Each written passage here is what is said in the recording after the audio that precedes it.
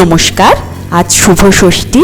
আজ আমরা বেরিয়ে পড়েছি ঠাকুর দেখতে। সেই অর্থে বলতে গেলে ছেলে মেয়ে নিয়ে আমাদের ব্যাঙ্গালোরে প্রথম দুর্গাপুজো। আমাদের বাড়ির কাছেই 5 কিলোমিটারের মধ্যেই একটা দুর্গাপুজো হয়েছে, আমরা সেখানেই যাচ্ছি।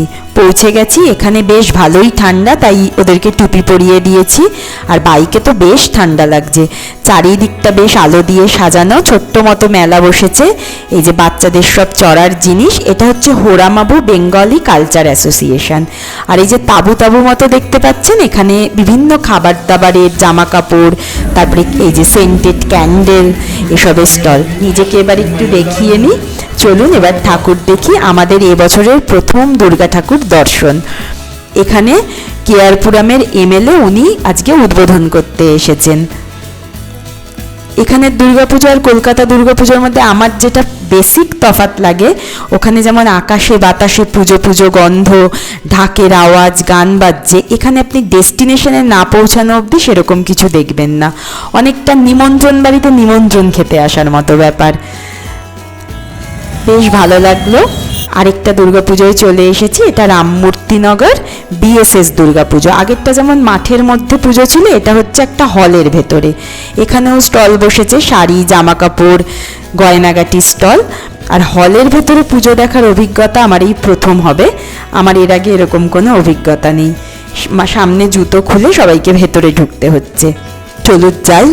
এখানে আবার প্রোগ্রাম হচ্ছে। এখানে ঠাকুর ডাকের সাজে দেখাচ্ছি আপনাদেরকে। ছোট্ট ছিমছাম, ভারী সুন্দর, ভালো লাগছে। এখানে এসেও বেশ ভালো লাগছে। নাচ হচ্ছে এখন স্টেজে।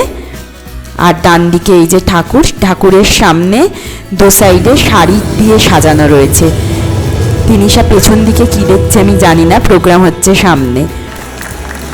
সবাই এখানে জুতো খুলেই ঢুকতে হয়েছে। ঠাকুরের জায়গাটাও ভারী সুন্দর। সবার মধ্যে বেশ উন্মাদনা। তবে আজ ষষ্ঠী তো, কালকে থেকে বোধহয় আরও বেশি ভিড় হবে। আমাদের ভীষণ খিদেও পেয়ে গেছে। বাইরে অনেক খাবারের স্টলও রয়েছে। তো আমরা মোটামুটি দেখা হয়ে গেছে, এরপর আমরা বাইরে যাব। আলপনার কাজ এখনও চলছে। আজকে আরও ষষ্ঠী, তার জন্য এখনও সবটা সম্পূর্ণ হয়নি। বাইরে খেলনার দোকান বসেছে একটাই, তিনিশার সব থেকে প্রিয়।